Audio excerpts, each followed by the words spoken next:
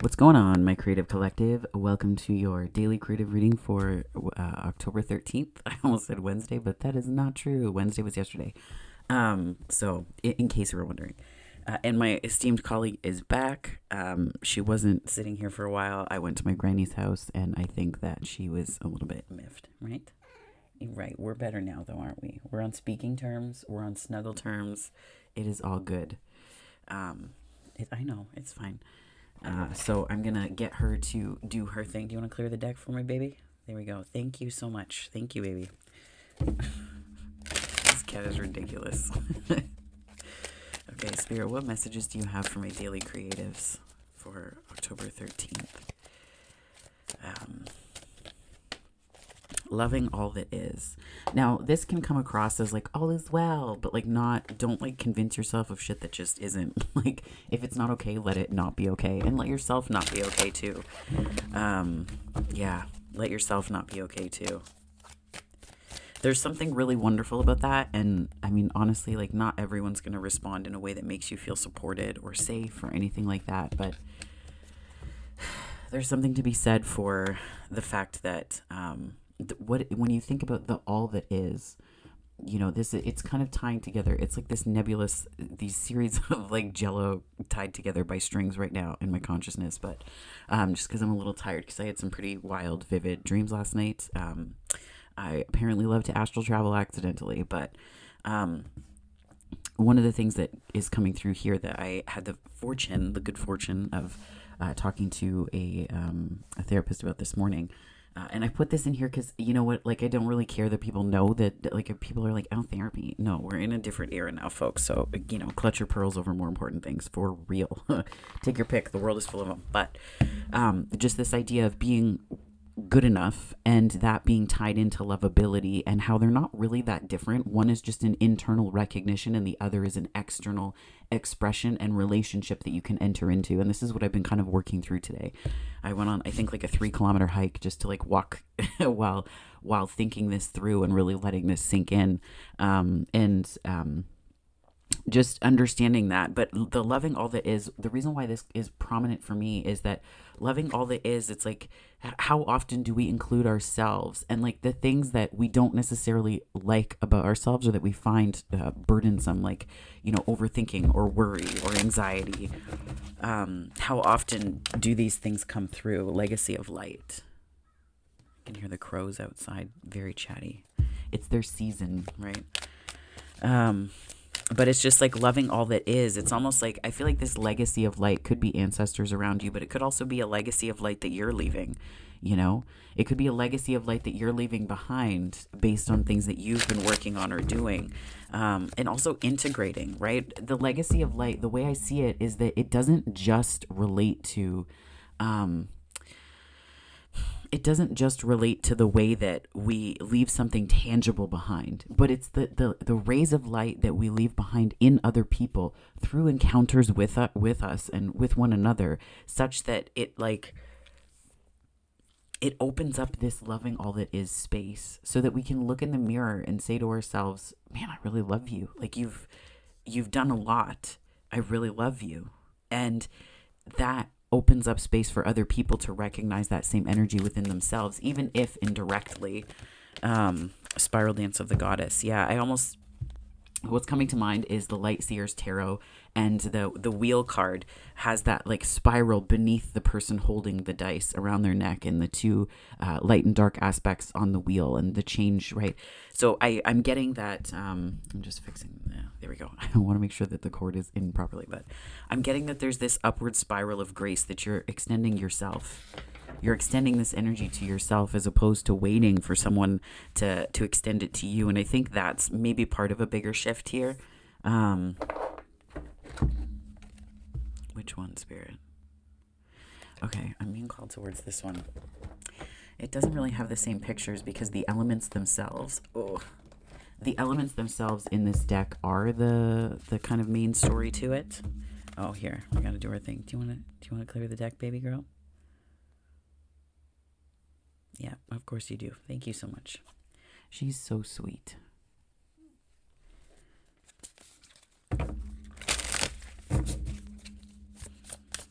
Okay.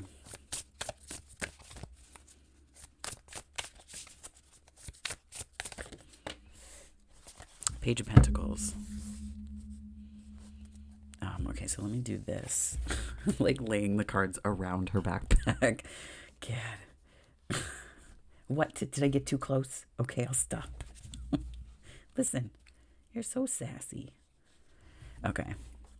So your call to adventure is the Page of Pentacles. Little small start. What I love about this is like what's coming through is these like small roots that have big potential, right? Small roots with big potential.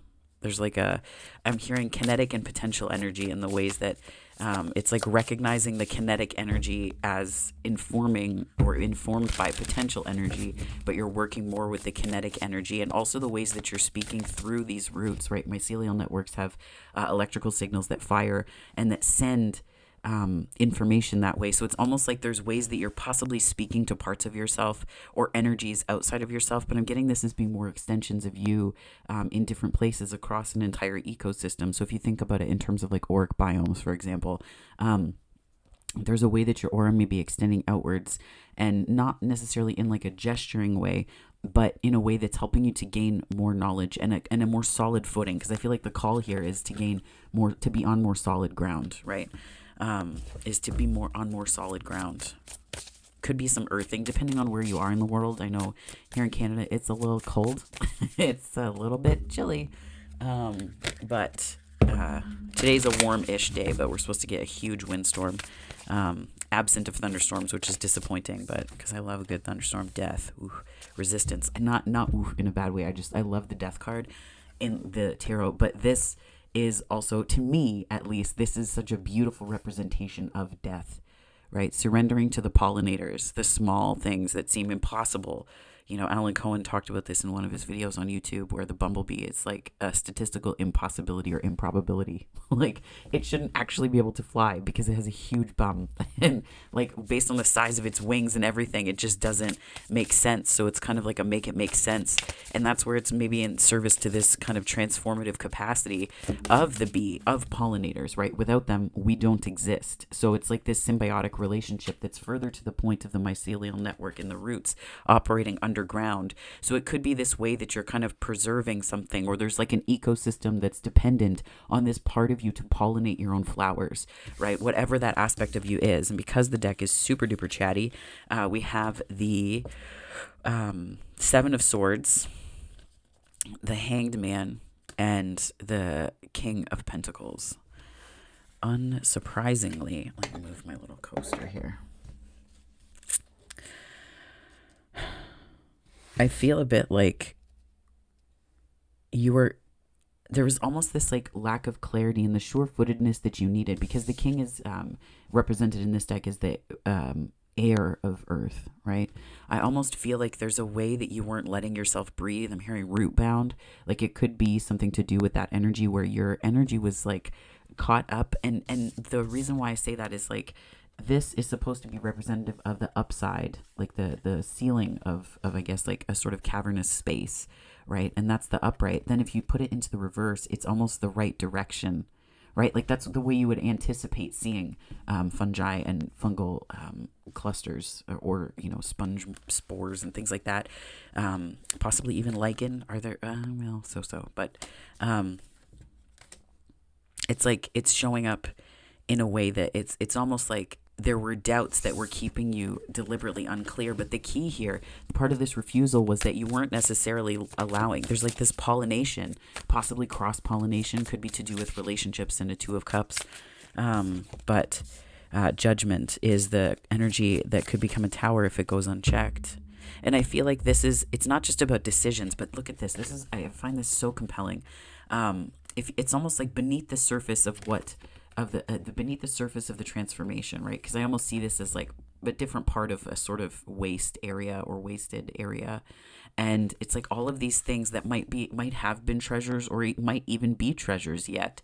They have to be dug up. And this could be shadow work that needs to be done. But I'm also getting that it's sort of these things that are laid to waste.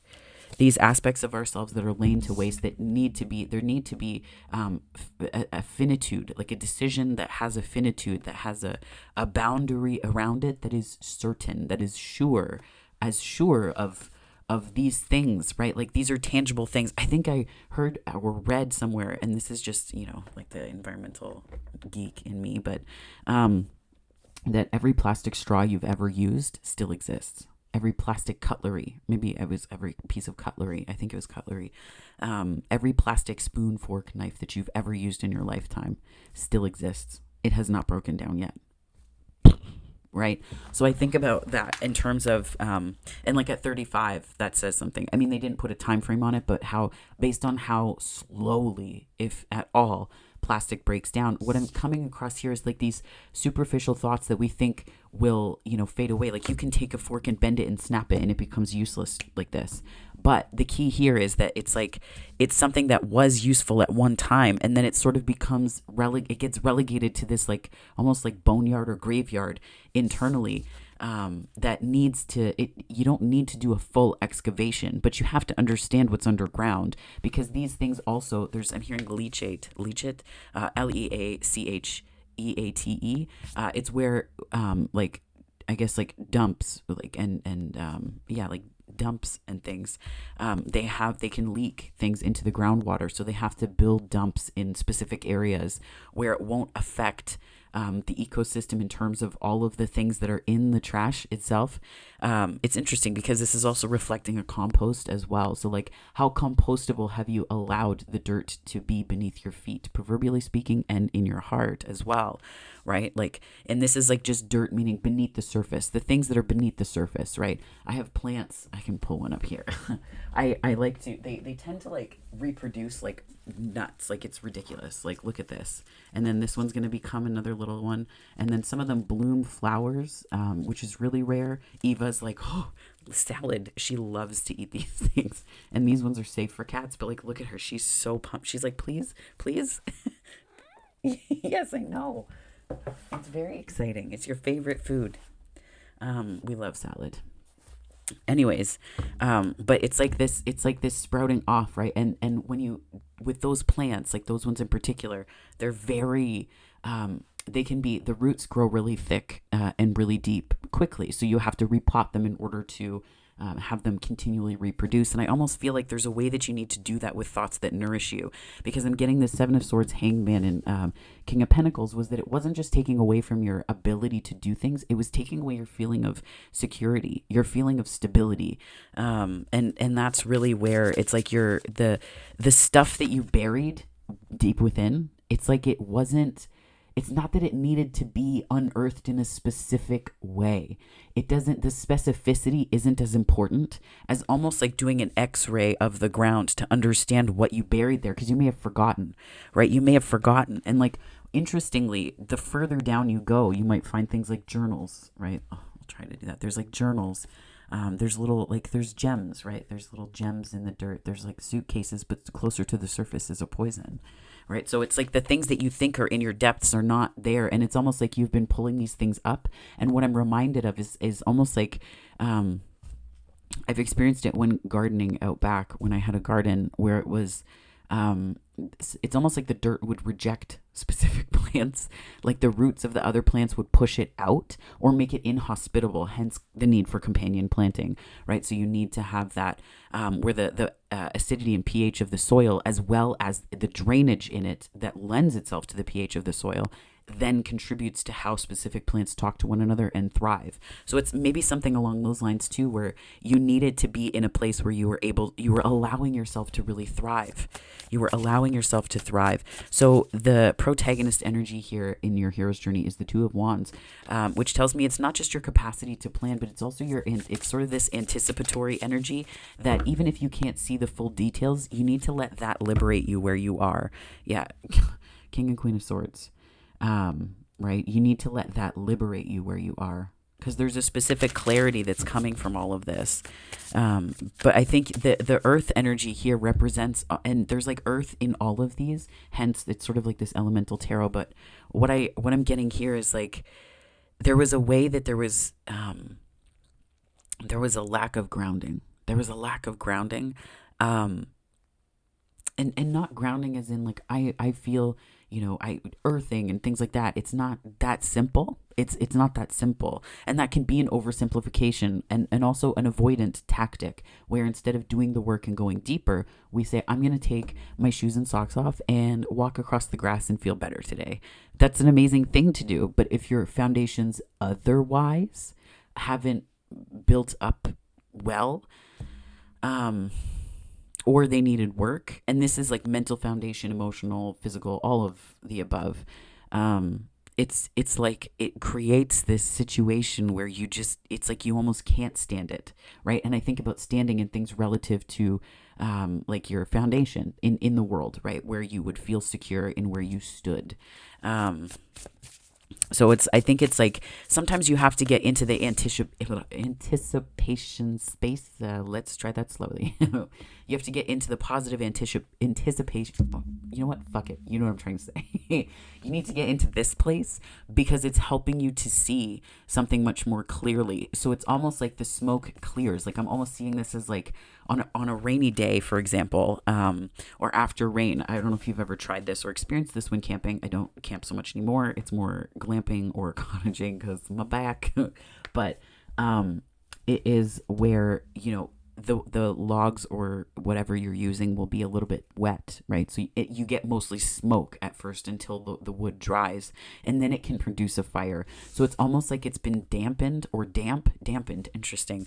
That's again further to the point of like all of the things beneath the surface. And it's not even that much. If you think about it, this judgment card is reflecting decisions that you've made on what you can deal with and cannot. And I think that this is just the shovels here, right? Like it's a basic unearthing process.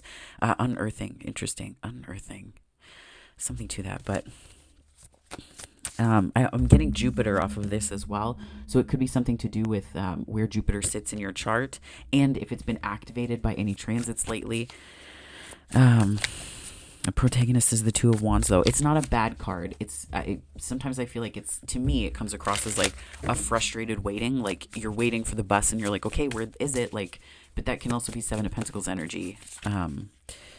Four of Cups, a little bit of disappointment here, right? Like you're not sure which way the cups are going. Like, are they coming or going? Because none of them are in a direction that's really cohesive to holding something for the long term or in a stable foundation way, right? They're all over the place. And that can reflect where your emotional energy has been as well. So it's kind of like your emotional energy may be all over the place. And it's just organizing it more, which is very earth energy. Virgos, this is your time.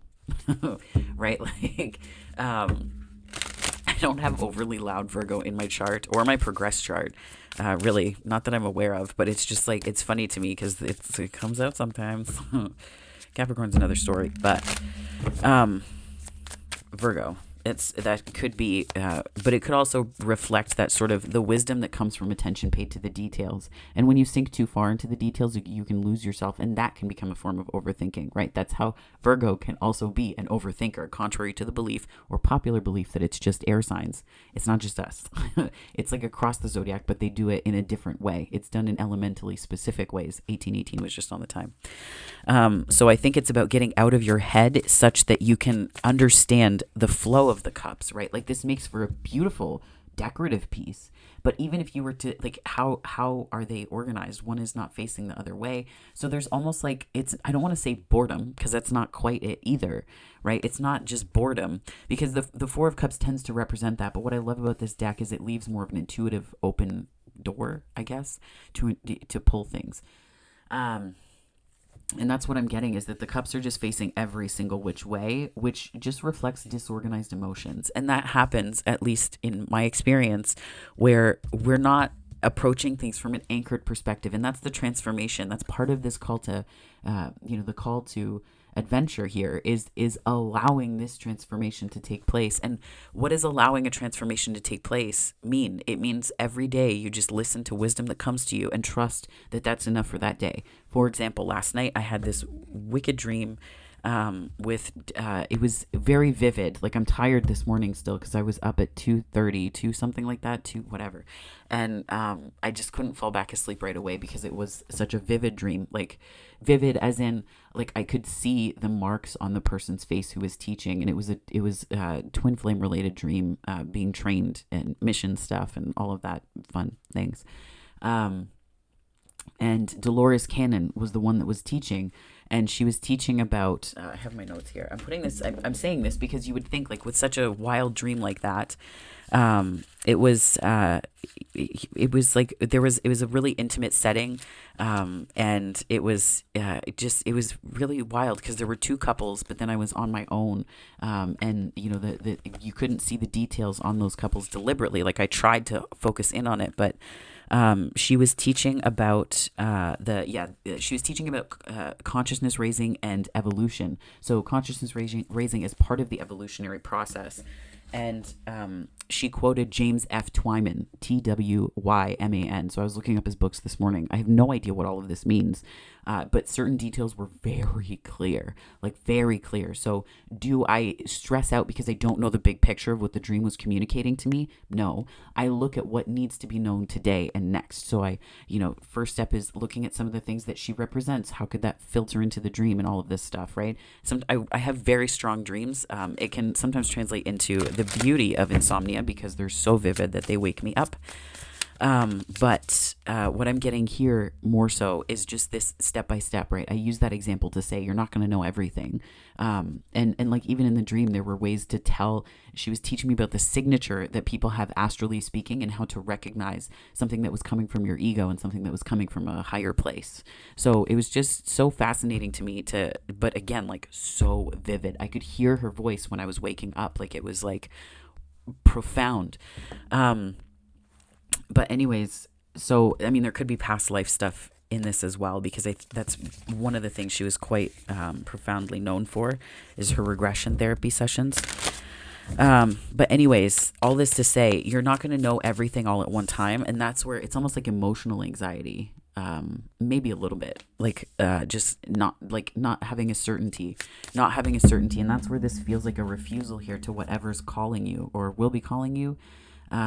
And it's not a refusal as in like now, but it's like your first instinct being like, ooh, I don't know, like, that kind of feeling. But the death card is here. It could be scorpionic energy, but I feel like more so than that, it could be the season as well. But it's coming across primarily as a letting go, like in a releasing of pretense, because you had a lot of stuff under the surface that needed to be excavated, because it's almost like reworking the land, right? Like I think about how even farmers here, in the Greenbelt area of Southern Ontario, it's like you can't, the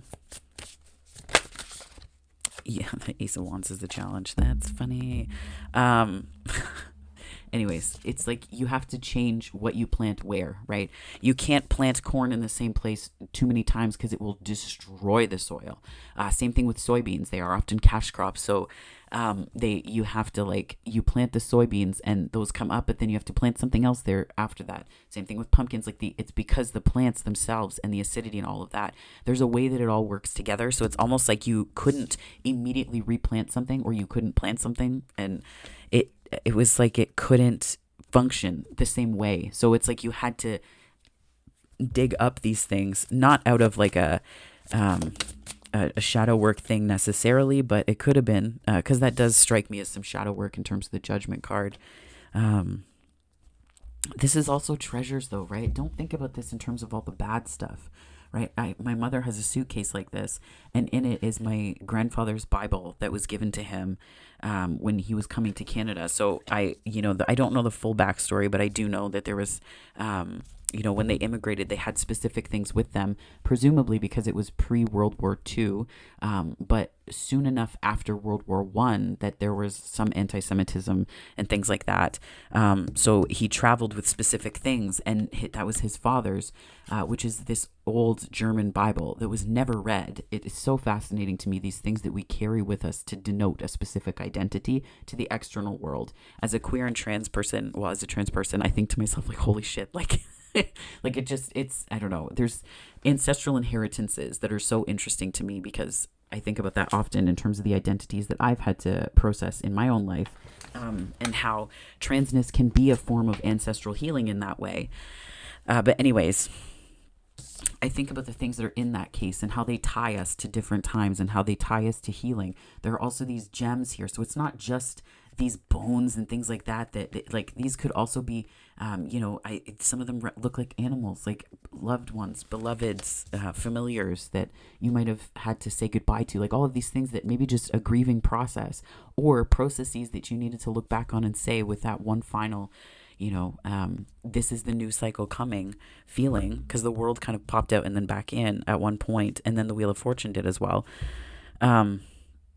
It's like these things needed to just be released, and that's where if they're not, it can really become a tower, because the fire burns on the surface of the earth, right? The fire burns on the surface, but under extreme circumstances and extreme fires, it can also burn through the beneath the surface as well. So it's going to be unearthed either way. But this anticipatory energy, it's a very light energy, right? It's a very light energy, and I think this is confusing your cups, and it's making more steam than fire right now. So it's kind of disconnecting you from that. Like there's a saturation point, but it's not a point of no return. It's just like a point of need to dry it out, right? Need to dry it out. And the main challenge here is the Ace of Wands. And I feel like this Ace of Wands is telling me that the main challenge is not necessarily just passion, but I feel like it's like a disconnect from it. It's like you recognize your ace, you're moving towards it, but then there's this frustration of energy, and the frustration of energy, I think, is because of this. So the challenge is to recognize and to be able to carry this light without fear of it burning you, or without fear of it being overwhelming, because these energies here can amount to a kind of steam. Like they can amount to that, right? Where it's like you're trying to burn you're trying to burn with intention, or to cultivate a fire with an intentionality in anticipation of something. But then this disorganized emotional state can create more steam than forward direction or momentum. And I think the challenge here is the Nine of Wands, or the overcoming is the Nine of Wands, which is this, it's almost like you're, I'm seeing the Chop Wood card in the Colette Baron Reed deck, Wisdom of the Oracle. It's almost like you put in the work, and the release is here. I think it's the Nine of Wands. Sorry, I have a learning disability. It's dyscalculia, so numbers flip and they become letters sometimes. It's great. It's exciting, but nonetheless, it's a hit at parties. But anyways, this Nine of Wands is really just, it's like you're taking what was anticipation, and you're allowing something to become more fuel for that fire. So you're allowing it to become so much more. And it's interesting that this adds up to a 10. So I feel like there's this release here, and it could be just a release of, that's interesting. I'm hearing setting yourself on fire to keep other people warm. We're done with that, right? Right. Yeah.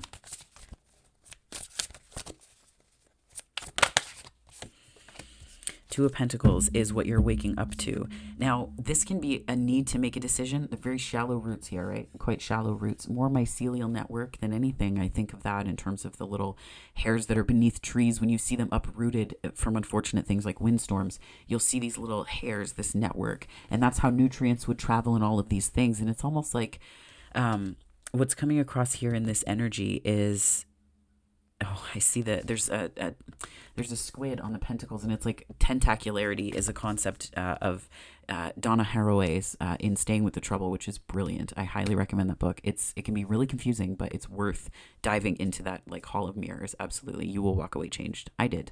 So, but it's like this tentacularity where you're seeing what affects what, and it's like it's all connected. Like things are so deeply connected. And what I'm seeing here is it's almost like this. This is so interesting. I'm struggling with articulating it because it's a non-traditional reading of the cards.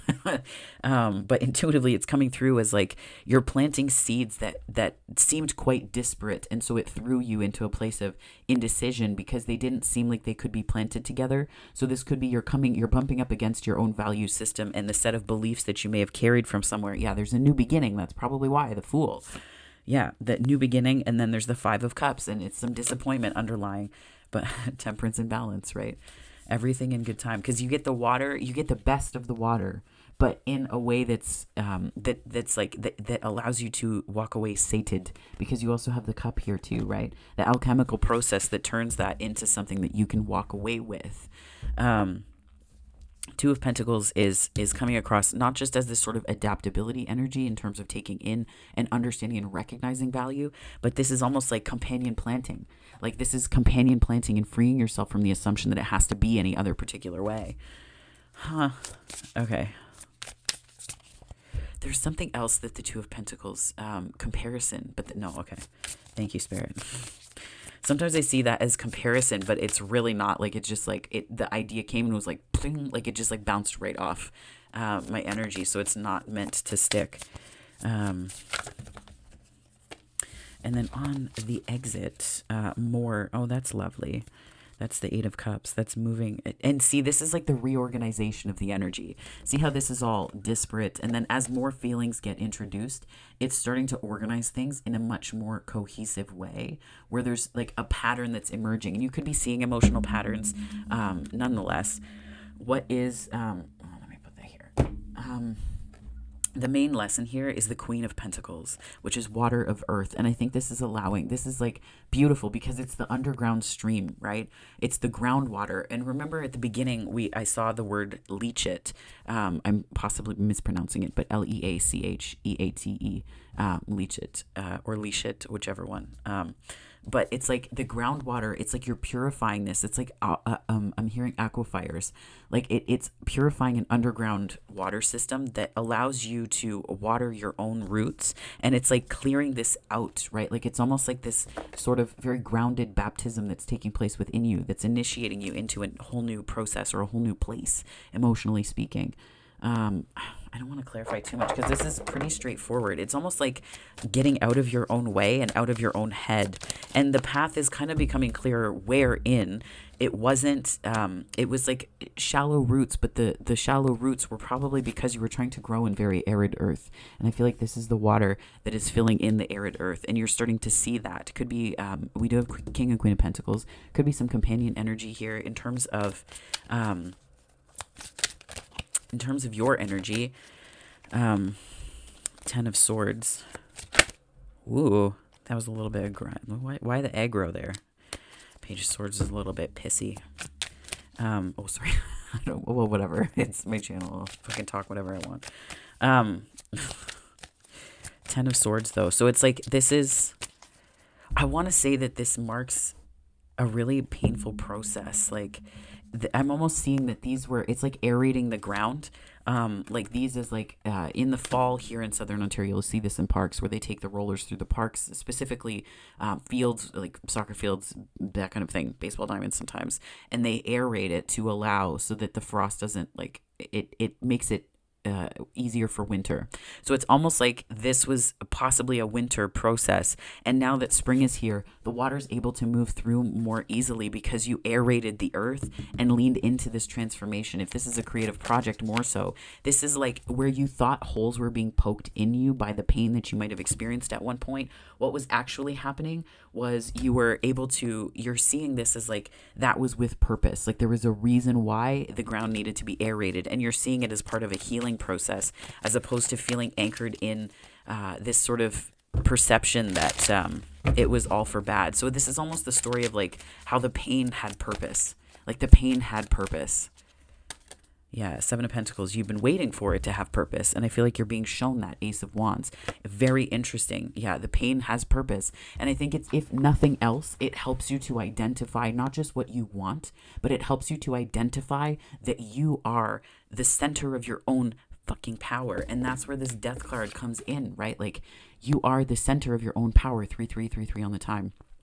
It's like this sort of centrality, a central point in your ecosystem, the pollinator. Like it's again like this harvest energy, this pollination. And I almost get this as being the bees don't see in the same way that we do. They see plants and flowers. I think it's UV light, so it looks completely different to them. But this is almost like you picking up a different way of seeing things. So you're seeing in a completely different spectrum, perhaps, that's opening up this way for you to see. You're now able to understand what you can actually sink your teeth into. And there's so much earth energy here. I'm inclined to say that it's foundation building, but it could also be related to work.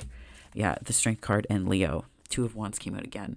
I feel like this is like you're understanding your own strength and magnetism, I think, a little bit. But it's not just about confidence here. This is about efficacy and understanding that what you touch can turn to gold, right? You don't have to constantly be tending the garden of your fucking pain. You don't have to be, right? I like the Emperor. There's a little bit of Aries in my chart, so I got a little bit fired up. But it's like you're allowing yourself to see that you don't have to tend to this garden or monument of pain that you've built. You're able to see that there's a way forward that's lit by a different kind of fire altogether. It's Leo energy. 3 of Cups. And isn't that worth something to celebrate? That's what I just heard. Isn't that worth celebrating? 7 of Swords. And the Lovers. I feel like you're moving away from connections that no longer fulfill or satisfy you. And the 3 of Cups and the 7 of Swords, people might be like, that's third party. And like, sure, if you need it to be, fine.